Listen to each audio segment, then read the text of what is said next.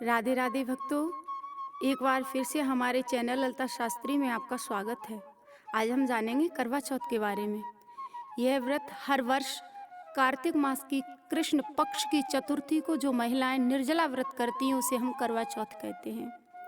इसमें गणेश जी का पूजन करके उन्हें पूजन दान से प्रसन्न किया जाता है, परंतु विशेषता ये है कि इसमें गेहूं का करवा भर के पूजन किया जाता है और विवाहित लड़कियों के यहाँ से चीनी के करवे पीहर से भेजे जाते हैं तथा इसमें करवा चौथ व्रत की कहानी सुनकर चंद्र को अर्घ देकर के व्रत खोला जाता है। चलिए आज मैं आपको करवा चौथ की कथा सुनाती हूँ। एक साहूकार के 7 लड़के और 1 लड़की थी। सेठानी के सहित उसकी बहुओं और बेटी ने करवा चौथ का व्रत रखा था। रात्रि को साहूकार के लड़के भोजन करने लगे तो उन्होंने अपनी बहन से भोजन के लिए कहा। उस पर बहन ने उत्तर दिया, भाई अभी चांद नहीं निकला है, उसके निकलने पर अर्घ देकर भोजन करूंगी।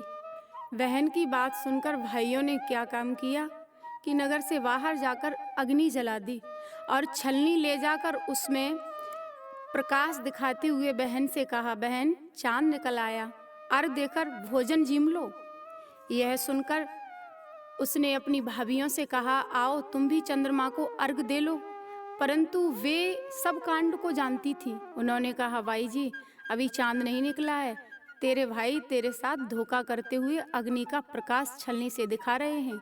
भाभी की बात सुनकर भी उसने कुछ ध्यान न दिया। वह भाइयों द्वारा दिखाए हुए प्रकाश को ही अर्घ देकर भोजन कर लिया। इस प्रकार व्रत भंग करने से गणेश जी उस पर अप्रसन्न हो गए। इसके बाद उसका पति सख्त बीमार हो गया और जो कुछ घर में था उसकी बीमारी में लग गया। जब उसे अपने किए हुए दोषों का पता लगा तो उसने पश्चाताप किया।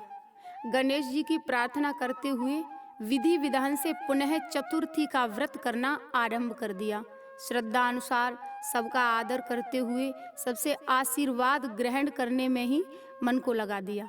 इस प्रकार उसके श्रद्धा भक्ति सहित कर्म को देखकर भगवान गणेश उस पर प्रसन्न हो गए और उसके पति को जीवन दान देकर उसे आरोग्य करने के पश्चात धन संपत्ति से युक्त कर, इस प्रकार जो कोई छल कपट को त्याग कर श्रद्धा भक्ति से चतुर्थी का व्रत करेंगे वे सब प्रकार से सुखी होते हुए कलेशों से मुक्त हो जाएंगे।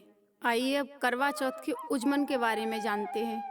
उजमन करने के लिए एक थाली में 13 जगह 4-4 पूड़ी और थोड़ा सा सीरा रख लें और उसके ऊपर एक साड़ी ब्लाउज और रुपये जितना चाहें रख लें। उस थाली के चारों ओर रोली चावल से हाथ फेरकर अपनी सासू जी के पांव लगकर उन्हें दे देवें।